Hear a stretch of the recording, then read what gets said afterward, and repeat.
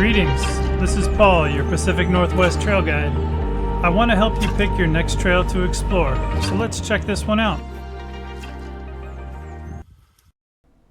The Pioneer Indian Trail provides the ultimate trek through the Mt Hebo Special Interest Area, which was home to a Cold War-era radar station, and follows a section of paths that were used by the namesake groups to travel between coast and valley much earlier. The trail is about 8 miles long, and you'll ascend about 1,900 feet if you travel it from Hebo Lake at one end to South Lake at the other. If you plan to park at the Hebo Lake day use area, a forest pass is required there, or you might just park in your campsite if you stay there instead. Mt Hebo is a veritable bounty for foragers. You'll find abundant huckleberry, salal, thimbleberry, and even delicious varieties of mushrooms along the way in their respective seasons. There are a lot of ways to do this hike, and if you decide to make camping part of it, keep in mind that camping at Hebo Lake is by reservation, whereas by camping at South Lake on the other end is free-for-all dispersed camping. To get to the Hebo Lake trailhead at the west end of the trail, approach the town of Hebo on Highway 22 until you reached paved Forest Road 14, right by the Hebo Ranger Station. Turn onto that road and follow it uphill, all the way to the small turnoff for Hebo Lake Campground. More info about the drive from South Lake at the other end is available near the end of this video. The trailhead to get started can be located here near the host campsite 1 in the campground. It heads into the forest at a gentle incline, leaving the campground and Hebo Lake behind.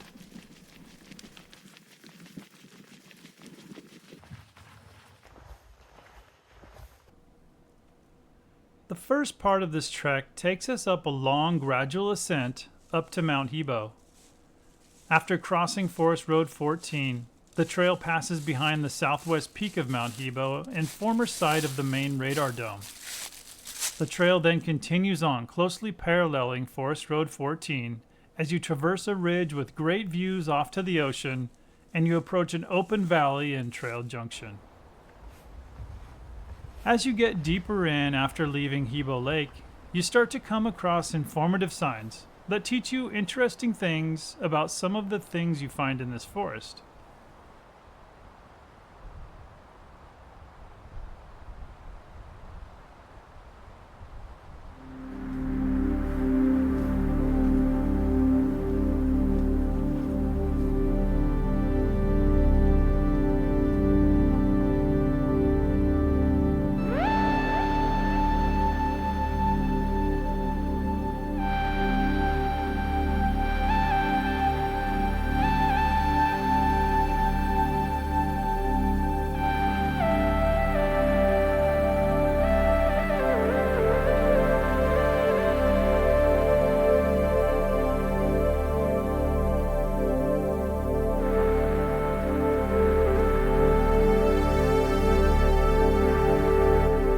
Most of the ascent is gradual, but it does get more challenging at times.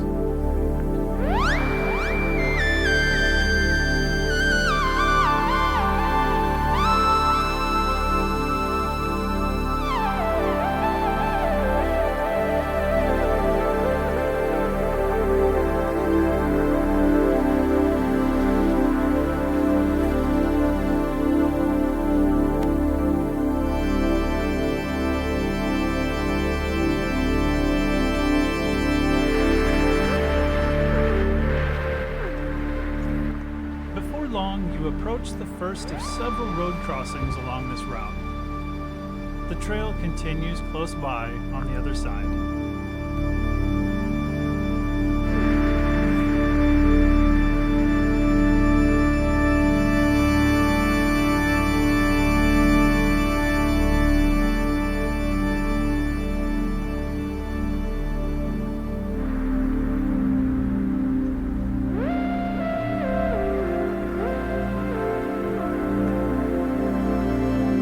At this T-junction, you pass a short connector trail that goes up to a small trailhead up on Forest Road 14.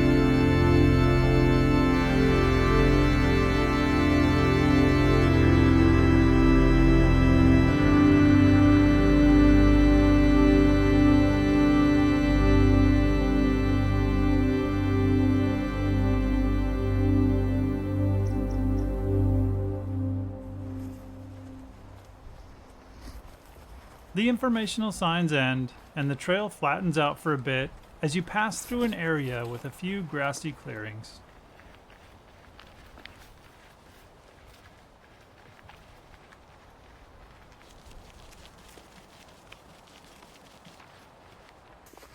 The next section of ascending takes you through a younger forest and on a very rocky trail that can be a bit annoying to traverse. It likely gets eroded a lot by runoff, considering it goes right up this V in the landscape.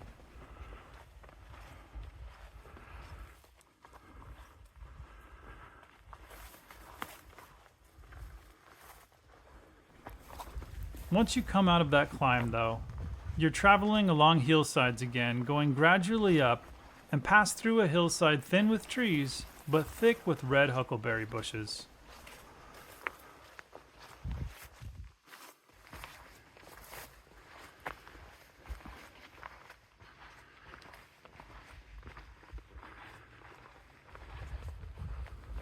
The trail eventually curves around and climbs up to meet the paved Forest Road 14. Continue on the other side to pass around the north side of Mt Hebo.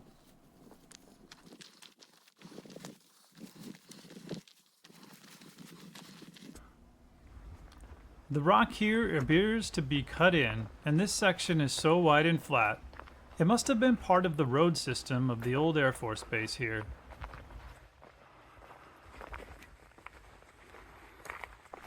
This wide open, peaceful section continues on until it switches over to a mere normal single track trail as you head up towards a ridge.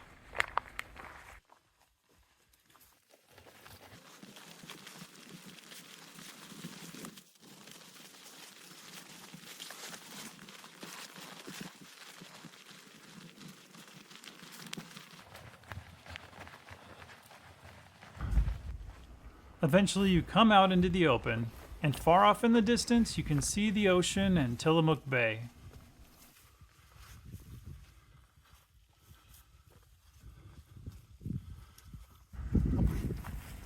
Finally, we reach the valley at a saddle point in the ridge, and cross it to dive back into the forest on the other side.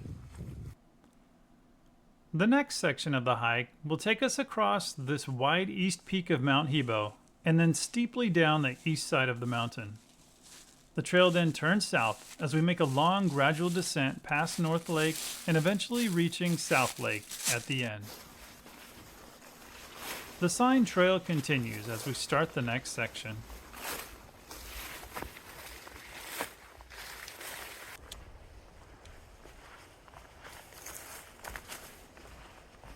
We soon cross Forest Road 14 again, which is no longer paved at this point.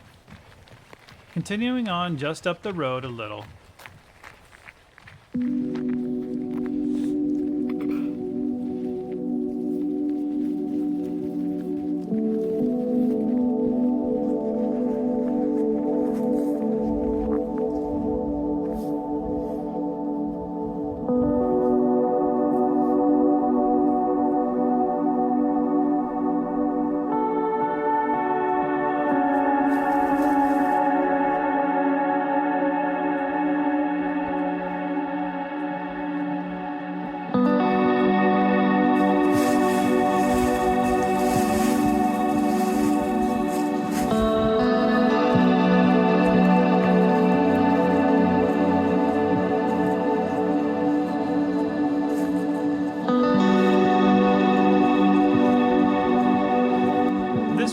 Fairly flat section of the mountain is a little strange to pass through with many wide open clearings that leave you wondering at what structures might have once stood in them.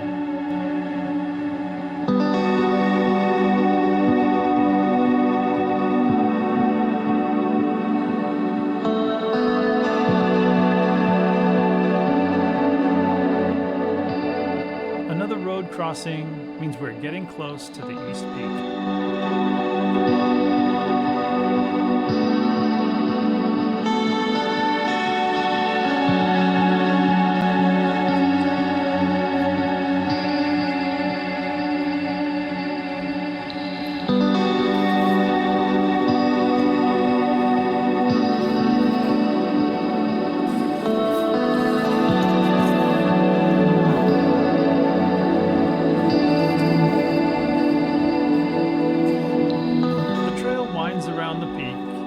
noticed a steep trail that heads up to the top of this peak here. There's a meadow up there where an old fire lookout used to be if you want to check it out. Soon after here is where the trail begins the steep descent on down.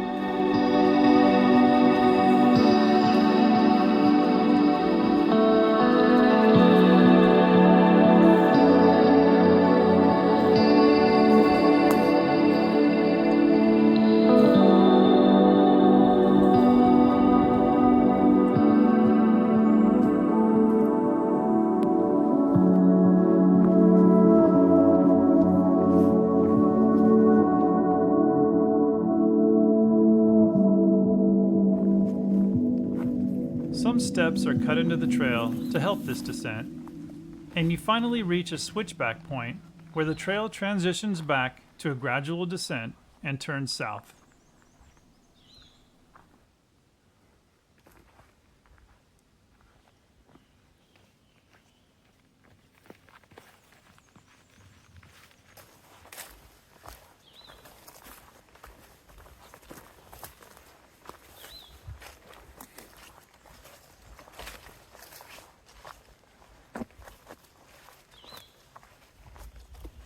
Soon you see North Lake up ahead and through the trees, which may or may not have any visible water in it, depending on what time of year it is.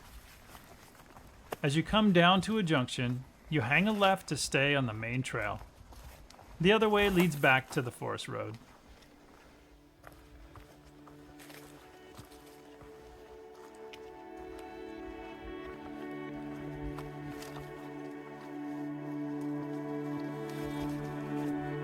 The trail curves around the lake bowl and continues on south.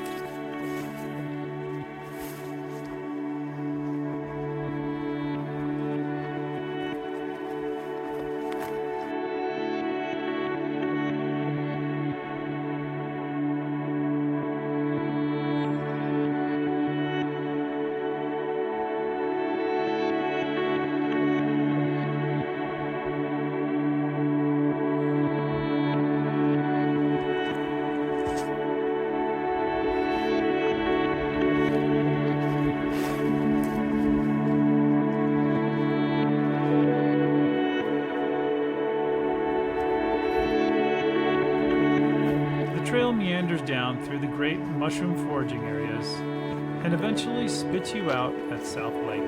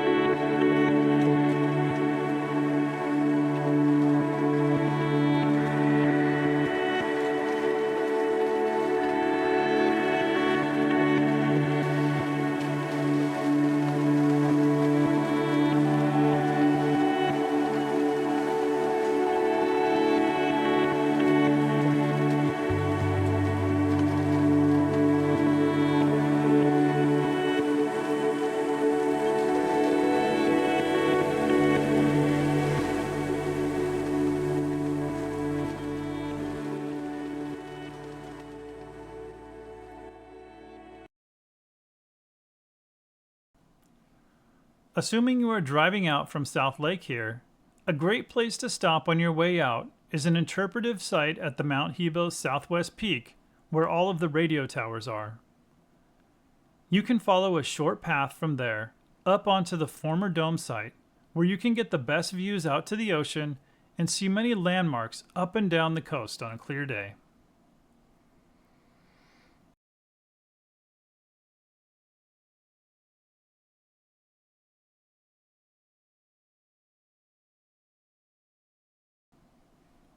Most of this trail is in pretty good shape, and there aren't any special challenges to navigate, though I will rate it 2 rocks mainly in recognition of the steep rocky section on the second part of the ascent away from Hebo Lake that was a bit like hiking up a dry creek bed. This hike actually does kind of get up there in elevation, so you can hit some snow or bad weather in the right season, so it rates 2 clouds. For the length and climb, I rate them both 3 for this one, though it's on the high end of average. That's all for this edition of Pacific Northwest Trail Guide. I hope I have or will soon help you pick your next trail to explore.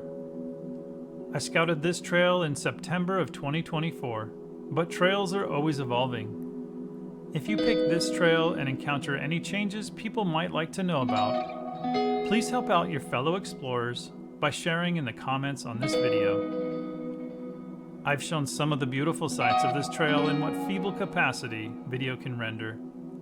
A picture may be worth 1,000 words, but an experience with all of your senses can even be conveyed in pictures or video. So don't take my word for it. Get out there and see it for yourself.